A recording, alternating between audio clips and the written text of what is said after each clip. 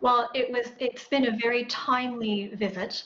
As the Japanese officials have said, the fact that the United States is bringing not only one but two cabinet members to Japan so early in the Biden administration speaks volumes about the importance that the administration places, not just on U.S.-Japan bilateral ties or U.S.-Korea trilateral ties, but really its importance, how it sees the Indo-Pacific and developments in the region at large. And it also speaks volumes about the Biden administration and its push to really make reality its call for multilateral cooperation and working together with like-minded countries. So we see a manifestation of that through this visit.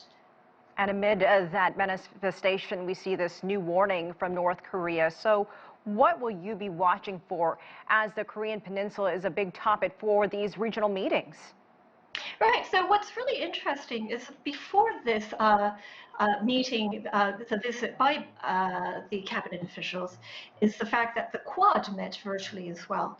And the Quad statement actually focused much more on the issues of cooperation that China would be interested in as well. And that is to say, issues concerning fighting back against the pandemic, combating climate change. What we see with the Secretary of State and Defense in the region is that it's much more hardlined, it's much more specific, it's much more targeted towards China, and it really is about the United States being back, the United States taking a leadership role as a Pacific power, and certainly when it comes to security issues, that the United States is going to take over from where it left off under the Obama administration and really further and complete that rebalance to Asia that was left behind 4 years ago. So pulling this all together, leading into this first major U.S.-China dialogue in Alaska, the U.S. side has made its goals for the conversation very clear, some of which you mentioned. But what will likely be accomplished this weekend? Do you think it could lead to an even larger discussion or higher level meeting between China and the U.S.?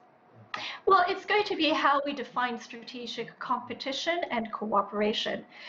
The visit by the Secretaries of Defense and State signals the fact that the United States is there. It hears its allies. It wants to work together with its allies. And it hears their concern about a muscular approach of China in the region, that it is that the United States is willing to work together with its allies to push back.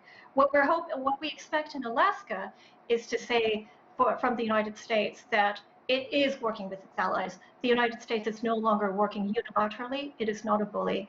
That it has the region behind its back, and it wants to, on the one hand, work together with China on issues of mutual concern, but it is not going to hold back on pushing back against some of the military aggressions in particular that China has been moving forward with.